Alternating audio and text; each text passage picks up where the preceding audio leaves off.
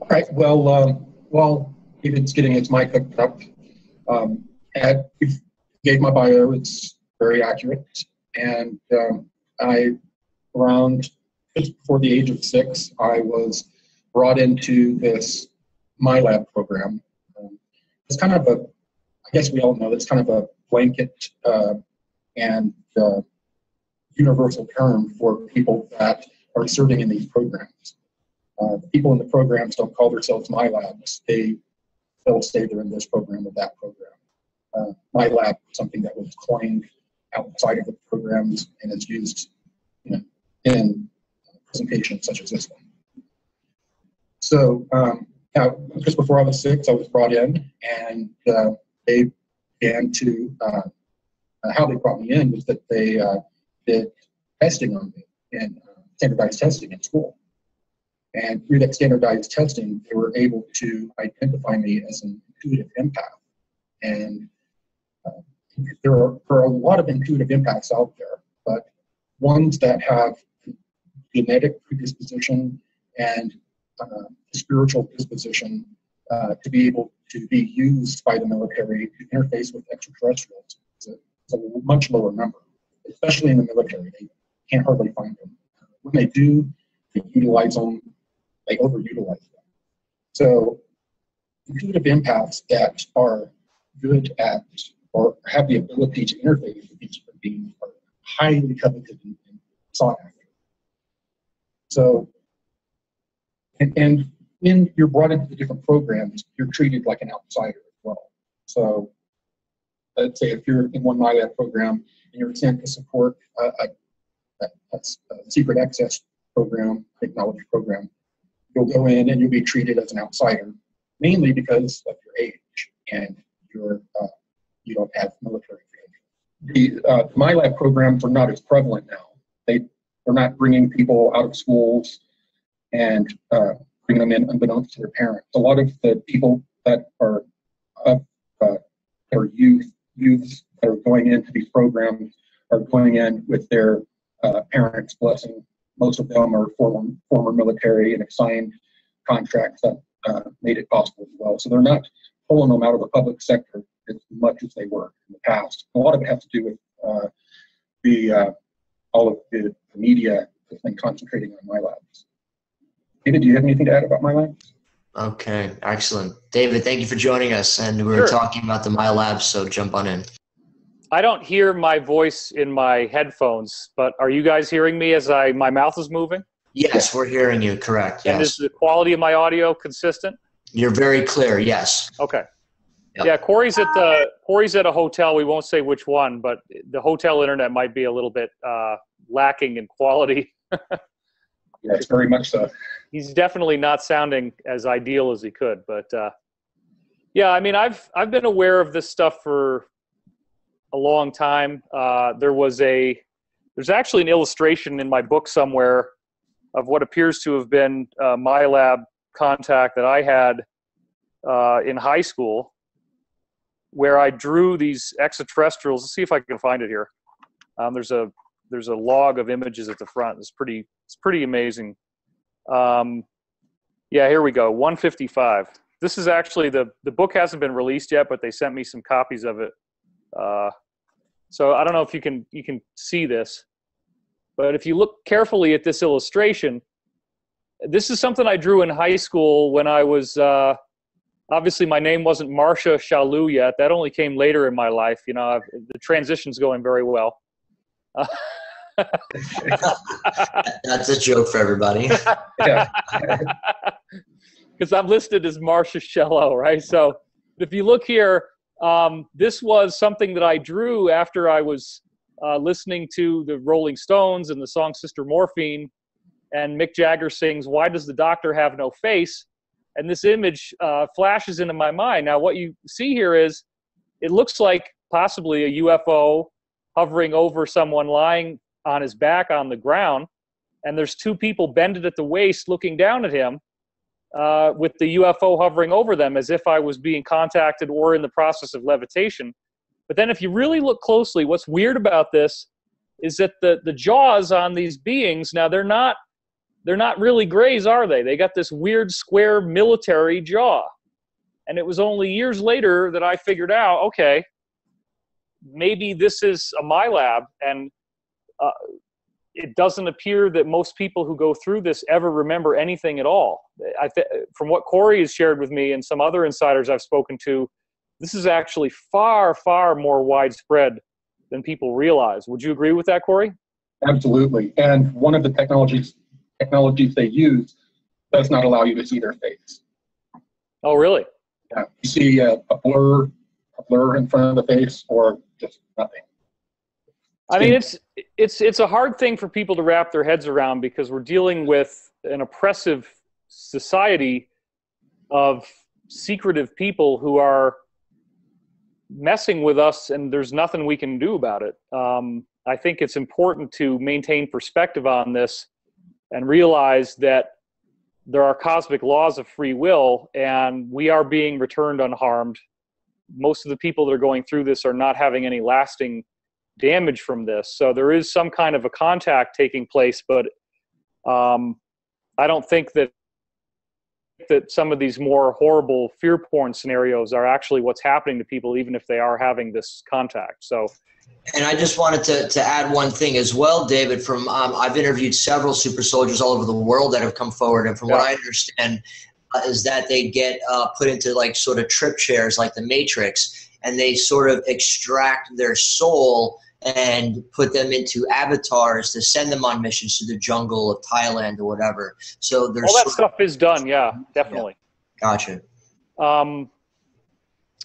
One of the things that was fascinating, many things that are fascinating in terms of when Corey and I started to compare notes, was that my colleague, Dr. Pete Peterson, actually invented a technology that uses what they call the ports on your back. And actually there's a chapter in this called Pete Peterson, the Tesla of Black Ops, in which I describe this invention. The government was doing research on the nervous system, and they found that all the nerves cross over into like a radial pattern in the middle of your shoulder blade. So if you actually feel around here on your shoulder blade, you'll notice there's like a little dip or a little divot in there.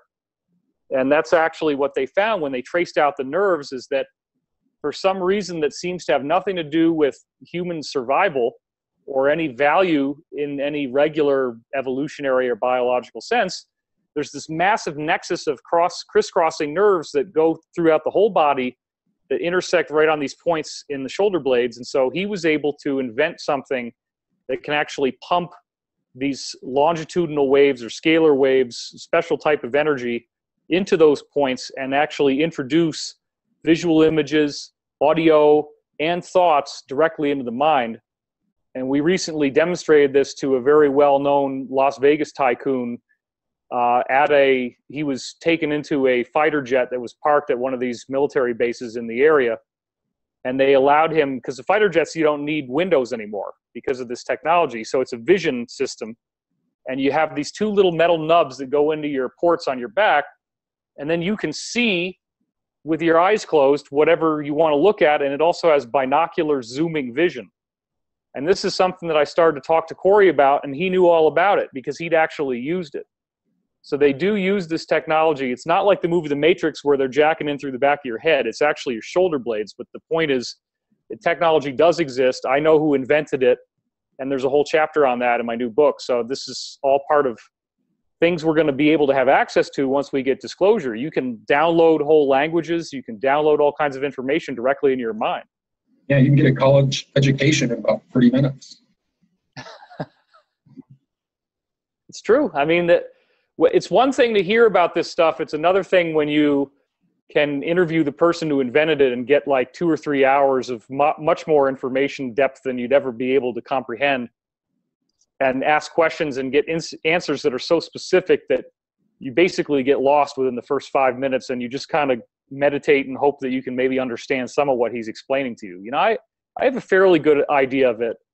He didn't give me enough technical detail to understand exactly how the waves are created or how they generate thoughts, but you can basically record thoughts from one person and replay them into someone else. You can take visual images from a camera and turn them into thought forms that actually appear in the brain as visual images. And apparently it has an incredible zoom capability. So it makes it's like you have a God's eye view. You have much better vision with much more telescopic capability than you normally would have as a regular human being. It's quite amazing stuff. Yeah, a lot of the remote optics that they use in a secret space program craft, there's not a lens, there's not a camera, but they're able to view vast different distances and zoom up incredibly close on them. Yeah, that's consistent with exactly what we demonstrated to this Vegas tycoon. And his quote, we can't say the last word because it's a 4-letter word, but you know, the first 3 words that he said before the 4th one were "holy goddamn," and so we call it the "holy goddamn machine" in the book. But yeah, I mean, look, when you look at movies like Divergent and Ender's Game, and you see people in these movies that are running through simulations, they're not really talking fictionally. The first review came in of the book because, you know, the major publishing houses get an advanced look at it, and we got a review from Publishers Weekly, and it was quite frosty. And they're kind of, I talk about how fiction discloses the reality, and they're talking in when they reviewed the book, they basically said something about how I'm trying to legitimize my fantasies of science fiction as if they're actually factual.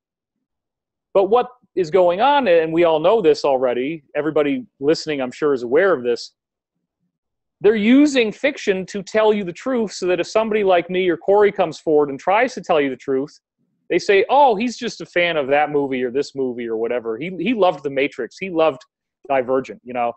No, they're showing you exactly what they do in these films. That's why they're made. As you pointed out in Wisdom Teachings from the Sony hack, we saw how closely Sony and other similar companies work with DARPA and other military industrial complexes. That's exactly correct. This is a little known fact. WikiLeaks hacked the Sony emails, and of course the mainstream media got all upset about it and said, we can't believe this was done. It's such an invasion of privacy. Everybody has a basic right to privacy. Our right was violated. Da, da, da, da. Okay, dude, I get you, right? I wouldn't want my emails blown all over the internet.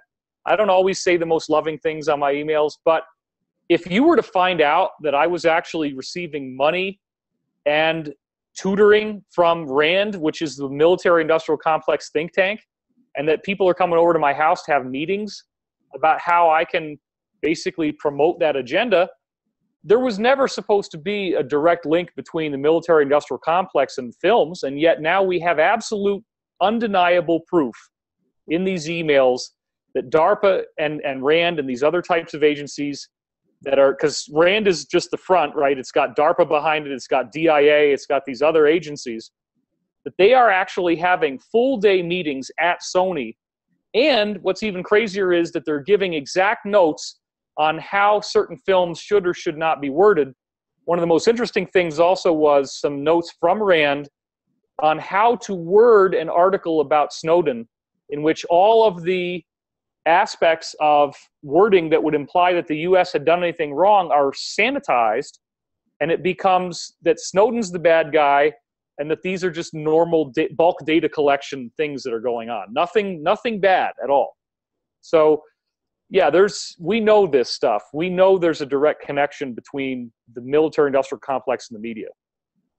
And Corey and I are almost a lone voice in terms of the scope of the disclosure.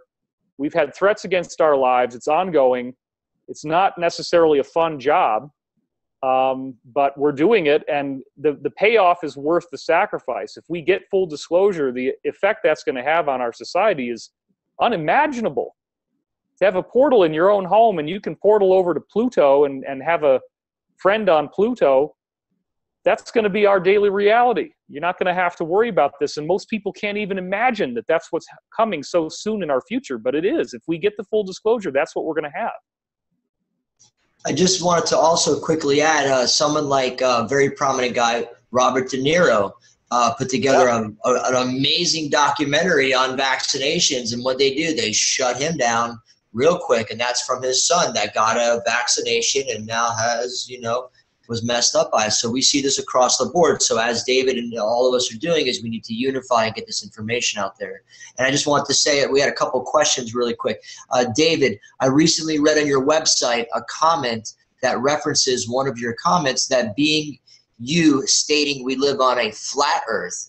I hadn't heard at all. In fact, quite opposite. I'm confused. Can you clarify that, David? Okay, let's talk about this, because I'm doing a new video for YouTube right now about this problem. Corey and I are probably going to tape together on this because he's in Boulder right now, as he just said in his last vlog. So there are like 20 different YouTube channels that all appear to be run by the NSA or some other division thereof of a similar type of group.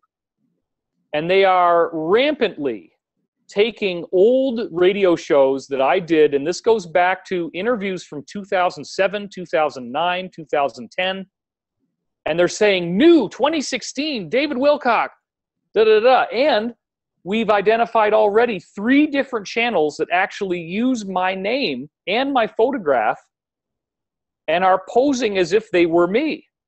And then they're answering people's comments. They're putting up videos. In some cases, the videos get well over a 5-figure number of hits because I've got this branding out there from being on Ancient Aliens and having the 2 shows on Gaia that are weekly shows, et cetera, et cetera.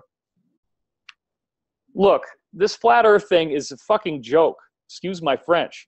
There is no flat earth. If you walk from one side of the earth to the other, or you sail in a sailboat, you're going to go back to where you started. Okay, you're not going to fall off the edge. And I'm sorry, but this whole thing is a deliberately designed con from the NSA groups in order that certain individuals in our community could be lured in by a narrative that's going to make them look absolutely troglodyte ridiculous to everybody else in our community who may be an awakening person to the truth. Look, we can go all the way back to Aristarchus and his simple depictions of the roundness of the earth using, you know, stuff like a sextant and simple rods in the ground. And we can go into things like the Coriolis effect and the fact that when you fire a cannon that you have to bend the target from where you think it would go because the cannon's actually going to spin in the air based on the rotation of the round earth. And the thing that I find most ridiculous is probably a lot of the people that are putting this stuff out, the videos themselves are actually run by the government. They're made by government agents. And then the people who appear to be supporting those videos and being so argumentative in the comments sections, they also are government agents. None of this stuff is true. You look at the moon, you can see it's a ball and that it's rotating, you know, based on where the sun's phase angles are. So for God's sake, don't get sucked into the flat earth nonsense. It's just a joke. Yes, Thank you for clarifying that. And the flat earth was originally a thought experiment by the NSA, and it also for some NASA tie-ins as well, is to see how well they could affect the belief systems and understanding of certain groups of people. So it's kind of deeper experiment. There's a deeper experiment behind it as well. And Corey, a quick question for you. How can you validate that the info from the inner Earth civilizations are true? I'm referring to the ones Martinez lived for a short time. Any information on that, please? Yeah. Well, I can only go off of my intuitive abilities to be able to say what they're saying is true.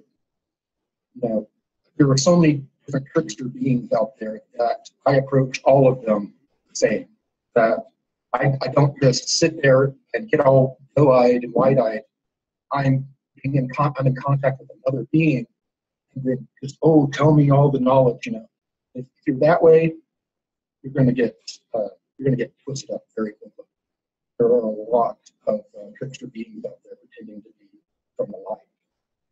Now, Gonzalez. You definitely want to project your voice, buddy, because when you get that quiet, you're basically non-audible. Okay. I may have to lift this up here. It's mine. Gonzalez stayed with them for a protracted long period of time. compared to any other humans that I know of. And he ended up wearing out his welcome because he was walking around, he was pacing off all the corridors, making mental maps, and was trying to gather intelligence for the SSP Alliance. And there are people in the SSP Alliance that do not take everything that the inner Earth groups say as gospel. So they're investigating. You know, from the military standpoint, these inner Earth groups have lied to them in the past. They told them they're from other star systems. They've just given them, information that threw them off of the trail that would lead them back to their headquarters or where they reside. So that has a lot of the people in the military and industrial complex a little bit leery of believing everything that these groups say. And David, this is a question maybe you can answer, or this is coming from Krista in Sedona, one of my star sisters. Shout out to Krista. She wants to say first that she loves both you guys and thanks you both for your service. Cool. And follows your work. She wants to know, was there a trial recently held with certain Dracos being held accountable for their Earth crimes? Any information on that? No, nothing like that has happened according to my intelligence. Yeah, there's a big difference between what's going to happen and what's happened. I want to also respond. We'll get back to that. I want to respond to what Corey was saying on the previous question first, and that is we do have some pretty interesting corroborations that have taken place. Corey had met with me privately and had told me about a particular inner Earth group that had a kind of an extended nose. And then we went and saw Jupiter Ascending, the movie. And in the movie, he's sitting next to me in the movie theater because we watched it together. It was the first time he'd come out to Los Angeles before anybody knew who he was, or his face was not public, his name was not public. We watched this film, and as he saw that being in the movie, his whole body goes, and he actually gasped. And then we find out that there was this thing called the Shaver Mysteries. This guy, Richard Shaver, claimed that he'd been brought to the inner Earth and was given all this information about beings that looked the same with this kind of elephant-type trunk nose. And then we found another guy online who calls them the Darrow, and his name is Brenton Sawin, I believe. And he is claiming that he had contact from these beings, very negative abduction attempt. So the inner Earth is a subject that very few people have interfaced with. Very few people seem to have had these experiences. But I was able to not only correlate these different things together, because Corey had never heard of the Shaver Mysteries, yet a lot of what they say in there validates very nicely what he said. I presented about this 2 years ago at Contact in the Desert. And I probably will do some kind of video about this. So the inner Earth thing is also mirrored in the Law of One. And it was funny because there's people who are portraying themselves as if they were Law of One experts and then saying, oh, there's nothing about the inner Earth in the Law of One. David's making it all up. Corey's making it all up. So there's a bunch of Wisdom Teachings episodes that go back maybe to earlier this year that I did on Gaia, where you can actually watch them, and I'm showing you quote after quote after quote after quote from the Law of One about inner Earth civilizations, that they're part of this so-called confederation that's guiding our evolution, our ascension, and that they are going to be very pivotal in the ascension process. So it makes sense that if they do exist, that they would start by contacting people like Corey and getting us ready for this big change that they're anticipating is going to happen. Regarding the Draco, they are not so much on trial right now as that they are trying to escape our planet because they're anticipating either a kill shot type event or a trial or both. And what has happened, which is really exciting, is that the military-industrial complex here on Earth, which is partly controlled by the good guys, what we're calling now the Earth Alliance. I used to just call them the Alliance before I'd heard about a secret space program alliance. The Earth Alliance has technology now capable of shooting down Draco ships. So there have been efforts of the Draco to try to escape, primarily from the area of Antarctica, and they have been summarily shot down. So there's a large contingent of them in Antarctica. They have massive bases under the ice there, where there's these natural volcanic pockets that keep it warm enough that they can breathe and live, and they're not able to escape. So in the future, it does appear that we will see some sort of public trials coming out. And it's an exciting development that I've been asked actually in my dream state if I would participate in those, and I answered that I would. So it's going to be intense. I mean, when people find out what's been done to them, it's going to be shocking. And I'd like to throw this back to Corey for a second, because he has an update that we really need to get out on this show, and that was just released in his part 1 that he put out a couple days ago about a different extraterrestrial civilization, very similar to humans, that were also enslaved by the Draco, and they have already thrown them off. So, Corey, why don't you just briefly, because I know we need to cover this, so you probably should get it in there while we have a chance. Sure. Yes. On a fairly recent meeting where I was taken by a blue spear to talk to your era, when I arrived, there was a person, call them people, there was a person silhouette standing next to him. And as they got closer, I saw that it was not a human from Earth. He had skin texture that looked very much like you see in North Africa, like in Libya, Egypt, those kinds, those countries. They had a kind of an orange, it's an orange hue to it, a little bit, an orange glow. So he spoke to me in perfect English without any accent. Blew my mind. I expected some sort of nonverbal communication. And he let me know that they had been studying us for a long period of time. Corey, you got to hold your mic closer to your mouth. A lot of people can't hear you. Okay. He informed me that his people had been watching our people for a long period of time. They had been watching our television, our radio. They've been all through our internet, and they were gathering information on us because they want to come after we have thrown off the shackles like they did just a few generations ago. One thing I didn't add is he said that their life cycle was 300 revolutions around their star. So that, and whatever their year is, you couldn't equate it over to Earth or anything.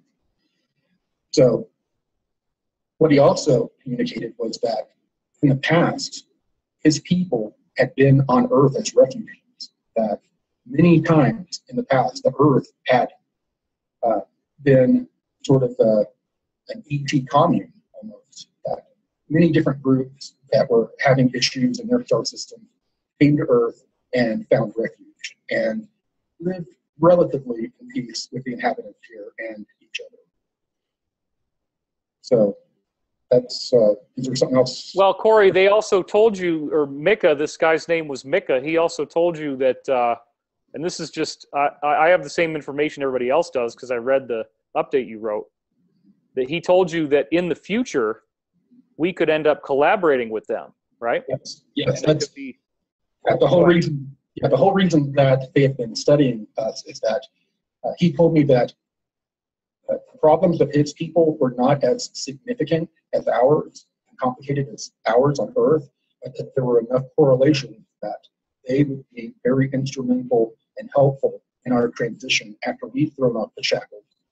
And it's the same group that had enslaved his people, the Great Alliance, which is made up of reptilian and these insectoids, as well as these tall, blonde, fairly big foreheaded beings with 6 fingers that a lot of people will call Nordics, but they are a human race, that they're a conquered race that are in servitude to this Orion. Well, and the other thing, Corey, which your update, there's some very significant developments that have happened as a result of this update, and this appears to be the most immediate way we can discuss this since we're doing this and it's live and we're on video as well. First of all, there was a very intense amount of discussion you gave about the idea of some kind of solar event. Yes. And this is actually something that I started to talk about intensely in Source Field Investigations, my first book. I didn't really talk about that much in Synchronicity Key, but now I very much talk about it in the new book with all kinds of references to ancient scriptures of different religions. You got Islam, you got Hinduism, you got Buddhism, Zoroastrianism, Christianity. I mean, they all are predicting pretty much the same thing. And when you really kind of do your homework, and this also includes, I did some great new research in here on Greek and Roman philosophy. Specifically, there's a philosophy called Stoicism. And there's a word you can look up, and I'm finally going to put this out there. I didn't want it stolen from me before this point. But the word is ekpyrosis. And there's different ways to spell it, but you can look it up right now. Try this one, Ekpyrosis. That's one way to spell it. Another way to spell it is Ecpyrosis. Now, what is ekpyrosis? It is a widespread belief in many philosophical teachings from Greece and Rome that the sun is going to give off this massive flash of energy. So it's not just the religions. If you look up ekpyrosis, it is the science, and it's talked about in these various philosophical texts from these guys that are called Stoics or Stoicism. And I'm looking at papers that have only had maybe 25 views online that are intense scholarly academic investigations of this widespread belief in Greek and Roman times that the sun was going to do this. But it all was kept in secret societies. It was swept under the rug. People don't know about this. They don't understand that we are not just talking about some ridiculous Christian rapture where, you know, the believers of the 144,000 fly up into the air like kites while everybody else burns in fire. This is a very widespread belief, which Corey's new information. Corey, I want to throw this back to you because this is another thing we definitely need to cover as soon as we can before we run out of time. You're hearing from all across the board, and I, of course, list, you know, all the insiders I know were telling me about this, and I put their testimony in here. Everybody thinks this is going to happen on the inside. It's just a question of exactly what it is and what is it going to do, right, Corey? Exactly. Gonzalez, when he communicated with me what was about the subject, had stated that out of all these different secret syndicates that run the world, they don't all have the same belief system. They have a wide spectrum of different beliefs, and some of them are more on the esoteric end of the spectrum and believe, as we do, that there's going to be some sort of ascension or energetic change, and they see it as something that they need to hide from.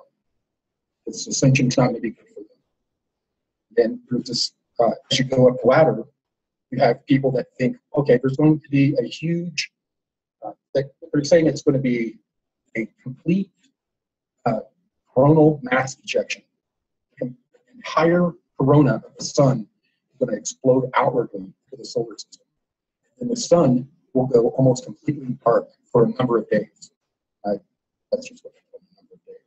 Yeah, I had one insider tell me that they're expecting everything, all the temperatures in the solar system will be at least 400 degrees Celsius when this takes place. I've heard that. So there's a catastrophe side of this that some people think that's what it's going to be. Yes, and these groups point to, and I don't know the details of the evidence, but they point to what they found within our solar system at some of these ancient sites. They found that this happens on a regular basis, and it's happened in the past. Just a lot of the ancient archaeology that's in our solar system is damaged. A lot of it's damaged. Some warfare, natural disasters, all kinds of stuff. But a lot of these groups, as you start going up the ladder, they believe, okay, we'll get hit by this CME, and then we'll lose all electronics, all electricity, it'll knock us back for a decade or so. That'll be the extent of it. And then there are other eggheads that we call scientists that believe that it's going to consume the surface of the Earth. So, and then there's in between each of those, there's people that beliefs of what happened. But none of them are on the same page. Well, but I want to point out, I mean, that's the kind of thing that could put a stench of fear and horror around what we're discussing right now. I want to point out that this is an investigation, and it's an investigation that, again, 500 pages barely even covered everything. All I did is give a thumbnail sketch and overview, but the idea is that when you actually look at these ancient scriptures, it appears that the people that inspired them or wrote them were benevolent extraterrestrials who know more about this than our government does, because they have the ability to look outside of time and look outside dimensionality. And that's the key. It does appear that this is a dimensional shift in which we get into the real essence of what it means to be a human, where you have, as it said at the beginning of this talk, there was a little screen grab there of an image of densities and different densities of reality. So this does appear to be something in which, if you are ready for it, your body will transition into what is called in the Bible the incorruptible body. That's just Apostle Peter, it's 2 Peter 13 is one of the ones that talks about it. Then you go into other religious texts like Zoroastrianism, and they talk about this thing called frashokereti, in which they say that the sun gives off something akin to a molten metal, like a light that's like molten metal, and that the wicked are consumed by it, but the just, whatever that, you can interpret what that means, and they do give some guidelines, that it's just this very intense energetic rush, but you don't have any other experience that's negative. And the word frashokereti in Zoroastrianism actually translates as making wonderful. So the teaching is that this is what makes the world a wonderful place to live. And that's very nicely mirrored in the book of Revelations, when you see the New Jerusalem, the new heaven and the new earth that is formed by this. And also, Corey has described that there is some kind of interstellar rescue program from these various so-called genetic farmer ET groups, where they know that this thing's going to happen too. And even if you're not going to ascend, they will make sure that you're safe and they'll get you out of here before the big event hits. So only the people who are going to who need this thing to happen in a negative way, karmically, will experience it that way. Would you agree with that, Corey, what I just said? Yes. And you can't forget the inner earth groups as well, that in the past, when we've had catastrophes, I think this one's going to penetrate the earth fully. I was shown an image of waves coming in, hitting the earth's magnetic field, and holding over to the poles, coming into the center of the earth, and then radiating out. So, wow. In the past, these inner earth groups have pulled humans in to save certain genetic lines during catastrophe. I don't think that's necessarily going to be possible with this, whatever it's going to be. And it's kind of ignorant for these elites to think that they can hide, a few miles underground and not be exposed. I mean, Corey, let's discuss, because I'm watching the clock ticking down here and it's going fast. I also have a bunch of questions, and when you get a chance, sure. But that's why I wanted to get this in first. Absolutely. One of the other things that I want to see Corey make a public statement about this, because it's a very significant development, is that we have had his blue avians that he's in contact with, raw tier air, raw rain air, raw mare air, are now speaking to him since he started to read the Law of One as they asked him to. They're now speaking to him in exactly the same verbiage, same languaging that's in the Law of One, strongly suggesting that this is, in fact, who he's dealing with, that the Ra of the Law of One is who he's talking to, which makes a whole lot of sense. And so I want to make that statement first, which is already in your update, Corey, and then I wanted to also say this, which is, in the Law of One, they explain that the 25,000-year cycle is an Earth evolutionary shift, but that at the end of the 25,000-year cycle, some people go, some people stay behind. They also say that there's a triplicity to the 25,000-year cycle, and at the end of 3 cycles, that the sphere itself is no longer habitable for third dimensional life. So that seems to correspond with what you're saying, Corey, which is that, in fact, this is a global reset point. And if you don't have a light body, you're not going to be here. It's not like regular flesh. And they actually say that in the Bible. It says in Corinthians, flesh and blood cannot inherit the kingdom of God. That seems to be a religious view of the same idea of ekpyrosis, which is that if you're going to be here, you've got to activate your light body, or you're just not going to be here at that point after this happens. Correct. And going back to the Law of One and the Blue Avians, after I was actually able to finally read the book, I had all kinds of blocks. I just couldn't read it. I had this weird thing. We were in Joshua Tree for a conference there, and I heard this chorus of voices saying, "We are the messengers and facilitators of the one infinite creator." And it said it over and over and over. And I was like, what is going on? I went outside, looked around, came back in, think someone was room with me. And after that, I reached over and picked up the book, and I could read it. You know, the information was going in my head. Words were no longer hovering over the page. And after that, as David said, pure air began to communicate in the same type of language. But also, reading the book helped me get over a barrier where I could now converse a lot better with individuals. I could ask questions and understand all the details that they're trying to communicate to me. So it was a pretty big breakthrough. Yeah. So just to round out that thought, I really encourage everybody not to have fear about this, despite the overwhelming aspect of what we're discussing, because this video may end up online, and people who are not really conversant with the message are going to be encountering this data. And we got to be always really careful to respect the amount of fear that people could have when they encounter something like this if they're not really that spiritual. I've been discussing ascension online for 20 years. I started to participate in Richard C. Hoagland's online discussion forum in 1996, and I was already talking about this 20 years ago. People who are kind of ensconced in the material illusion are not going to be too happy about the idea that there is an absolute point that will be reached in the not too distant future in which you either are going to ascend or you're going somewhere else. Everybody kind of wants to think, well, that's bad, and we need the world to just kind of keep on going, and it's just going to stay the same. We don't like a big change. A big change is scary.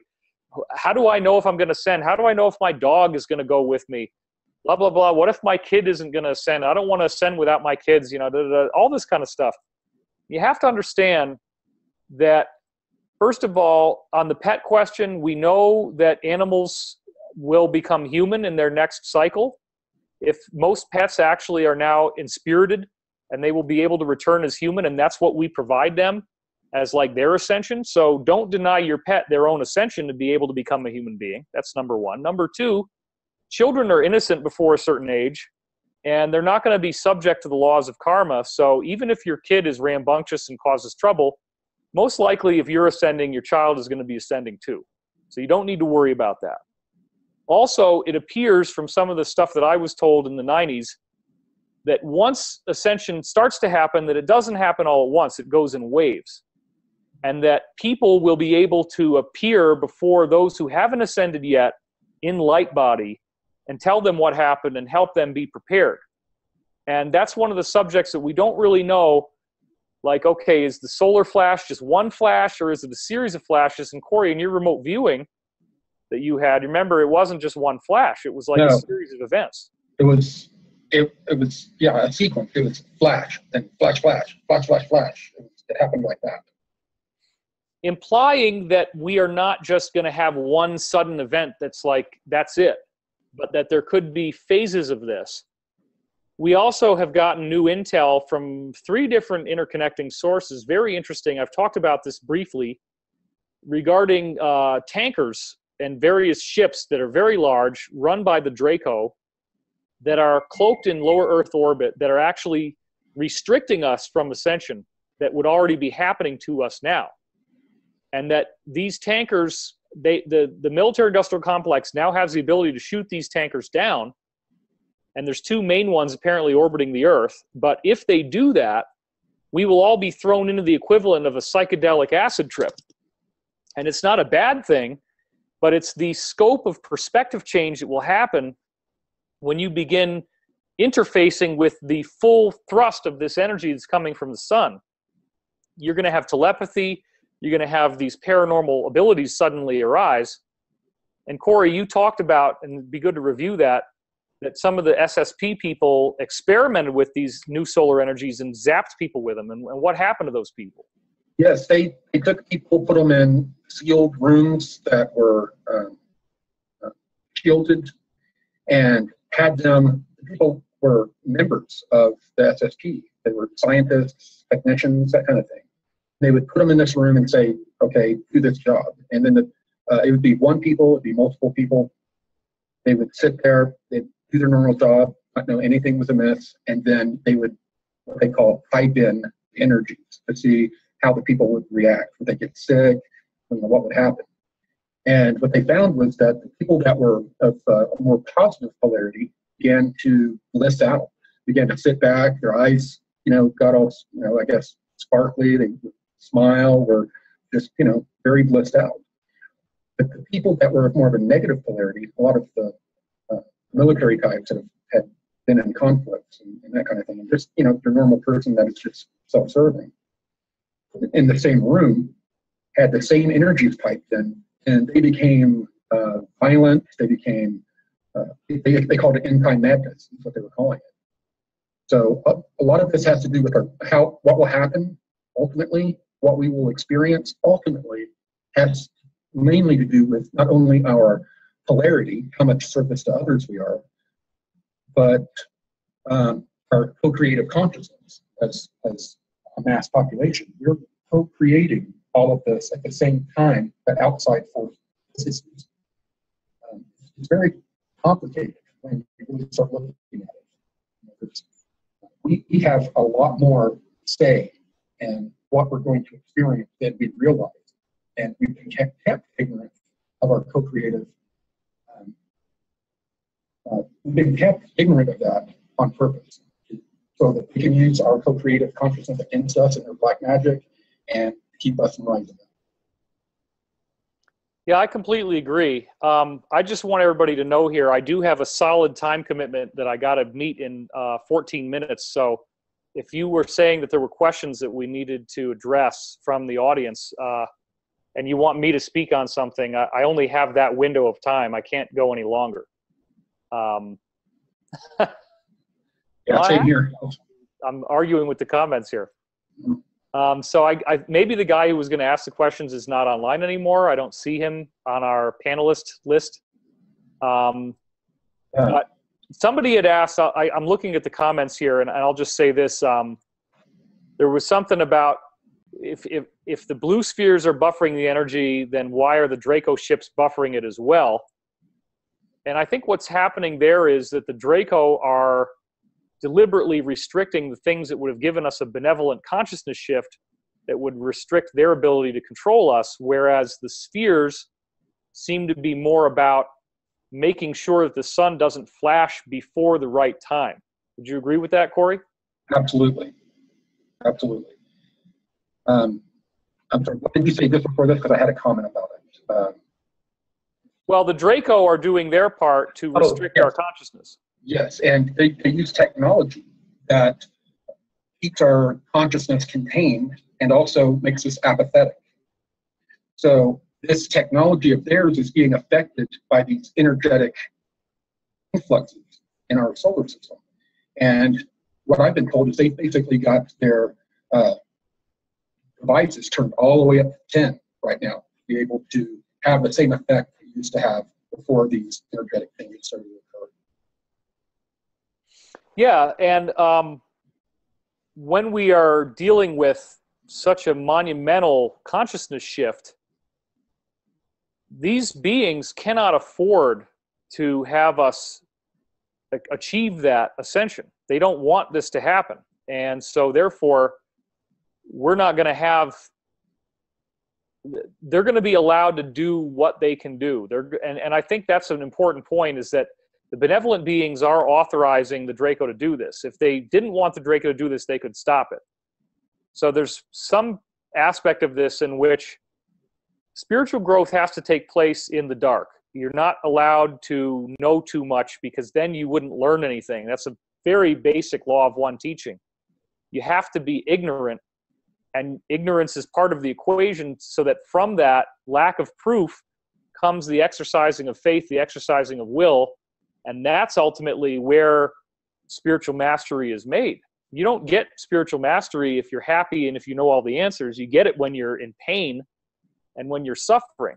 And somebody had asked a question here about service to self versus service to others, and where do we strike the balance between loving our enemies and having healthy boundaries? And this is thoroughly discussed in the Law of One.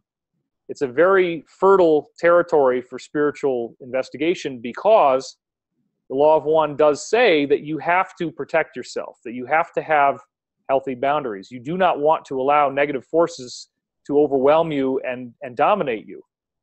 That being said, while you maintain your healthy boundaries, it's very important to have that cosmic consciousness of why this is being done, and that ultimately these beings are offering you service in their own way, and that you can love them as a part of yourself, ultimately, as the one creator that is confused. So you hold that loving consciousness in your mind. You don't judge them. You don't hate them, but you also tell them, I can't let you do this. Corey, you're the only other guy who's unmuted. So Yeah, well, agree with that? Yes, I do agree with that. And we may only have time for one or two questions if Richard. Yeah, we have about 8 minutes left, and I have a whole list of questions, so I'm going to try to bring them all together. First question is, real quickly, when's the next time both of you are going to be speaking? What event are you going to be speaking at, real quickly? We don't have anything planned where we're both on stage at the same time right now. Ancient Aliens. Yeah, that's right. You're right, buddy. Alien Con. There's a Comic Con is now Alien Con. They're doing that as well, and that's going to be at the end of October. And Corey and I are going to have a panel of like an insiders SSP panel at that event. Excellent. There was also several questions. I'm sort of going to combine them all. One, the lady's question was, she has believes she was part of the MyLab program, and she has these sort of embedded dots on her back. She wants to know if that means possibly that she was part of the program. They're like scars on her back. And how would you suggest to somebody to try to start remembering if they were part of these MyLab type of programs? Are you, any suggestions, any protocols on how to reawaken those memories, or how to try to, get into remembering that? Well, it could. Go ahead, Corey. Okay, sorry. The waves of overcoming the programming and the mind control are as various as human beings that have had the mind control or memory wipes, blank slating they call it. So I was in the 3 to 5% of people that they could not successfully mind wipe or reprogram totally. So I did not have to go through the steps of, having little memories and then start to, pull from them and recover them. I know that there's repression therapists. You have to make sure you pick one that's really responsible. They can add memories and experiences where there are none. David, do you know of any protocols for recovering memories if you feel like you've been in one of these programs? Yeah, there's a variety of things, and I think it's really important to remember that this is a subject very much involving your higher self, this aspect of you that's in what the Law of One would call sixth density, that is directing all your incarnations from an overview perspective. And the higher self's goal is to promote your consciousness evolving at a speed that you can tolerate. So it's very important to be able to make contact with your higher self, and you can start out by using things like divination. Meditation is very important. As you progress, you'll discover that dreams can become very valuable. And it's very common for people to begin accessing these memories in the guise of dreams and meditation. You'll have a dream that has some fragment of it, and then that might trigger a memory that will start to live within you as it goes on. And I've had a lot of data come to me that way. Excellent. Another question, which a couple people have prompted about. The blue avions, we've heard a lot about them just the last few years. Can you talk a little bit about why just now they're coming into the talk, just why now we're hearing about them? Just the last few years, it seems a lot of information has been coming in. Well, Richard, the time where they're coming in to connect with us? Richard, that's actually not the case. We did a whole 2 episodes of Cosmic Disclosure with William Henry, in which he did a masterful, prodigious amount of research to show that blue avians are all over the place in ancient Egyptian iconography, temple paintings. They show up in Buddhism. They show up in Hinduism. This is not anything new. It's just that these beings apparently didn't want to show themselves to us until the right time in our history, but then we were able to go back to old history and find out that they were actually very prevalent. Got it. Excellent. Yeah. And one more quick question for both of you. Is the chemtrails affecting people being able to contact with their higher self? I would say yes. I've heard from insiders that there are alien chemtrails as well as cabal chemtrails, and that both groups are both types of chemtrails exist. The chemtrailing is a multifaceted problem. It's considered very serious. Our government doesn't want to tell us about it because part of it is being done by extraterrestrials, apparently. But also, again, bear in mind that the benevolent forces are preventing anything from being weaponized to a point where it would really cause mass destruction. So none of this is ever going to be allowed to go beyond something that's more of like a splinter in the mind that triggers our awakening. It's not going to actually be something that could cause mass death. But yeah, chemtrails are real. We've heard a lot about this, and that will be stopped as all this stuff unrolls and as we get disclosure and we get the defeat of the bad guys. So we're in the last waning months or years of this being a problem. And I know that from my show, Starseed Radio, we've had a lot of scientists on that have tested chemtrails and have found multi-dimensional nanofibers in them, which is part of what they're doing, is covering these multi-dimensional nanofibers which respond to electromagnetic signals, so they could fake an ET invasion or things like that. So there's a lot going on in that world. Who knows what the chemtrail program will come from. One more question. If you want to recall your past to see if you were part of any of the programs, quantum healing, therapy, look at DoloresCannon.com. I'm sure you both know her, so I just wanted to throw that out there. And also, before we go, if you have any information you'd like to give out, your website, webinars coming up, like you just said, now would be the time. Cool. I gotta jump, so I'll do that first. I'm very excited about working for Gaia and having 2 weekly shows. Corey and I are now finding other insiders and bringing them in. Cosmic Disclosure has had a quantum leap because we got this 94-year-old World War II veteran, William Tompkins, who has validated Draco reptilians, Antarctic ice bases, all kinds of amazing stuff, and we're coming out with that. I have his quotes and his testimony in this new book along with others, and it's an amazing read. I would recommend it highly. If you pre-order it, you save money, and you help us get on the New York Times bestseller list. Corey and I are speaking at AlienCon coming up, and he and I are actually about to be meeting in person as well, so I'm not seeing the last of him. But anyway, I want to thank all of you guys. My website is divinecosmos.com. I just released a new video. I highly recommend seeing it. It's called The Ascension Mysteries, 2 hours long. I have a really cool cinematic intro that I designed myself in there. And I have a new website, which is Wilcock, DWILCOCK.com, that you can use to sign up for Ascension updates coming straight from me. And so put your email in on that, and you'll be in on that group list as well. So I was glad to participate today. Thank you, Richard. Thank you, everybody, for being out there. And thank you, Corey, for bringing me in on this. It's been awesome. And real quickly before you go, if you could just leave us with one quote or one way that everyone listening, participating can help with this ascension or raise their vibration, what would you tell everybody? Just a one sentence, one quote. Well, we used to joke about this because the Law of One message is extremely simple. And if there were only 3 words that the beings really wanted you to know, it would be just be nice.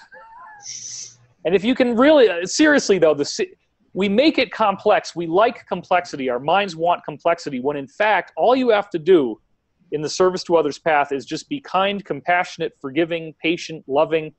And the challenge is how to apply that in the world that is throwing all these obstacles at you that challenge you to not be patient, forgiving, loving, and kind. And so the more that you can practice that, especially in the times when you normally wouldn't feel loving at all, that's really the key. Excellent. I also, from what I've learned, one piece is it's all about self-empowerment. At the end of the day, that's the biggest secret they don't want us to know, is just how powerful each of us are. So and I do have my, since everybody's talking about T-shirts in the discussion forum, I am wearing my Contact in the Desert. There you go. Great. Thank you so much, David, for your service and your work. Really appreciate it. Thank you. Awesome. Thank you. Yes. And before we go, any last words, comments, and updating events that you wanted to give out? Sure. I'm giving my first solo conference, excuse me, at Mount Shasta here. And, it's like about a week now.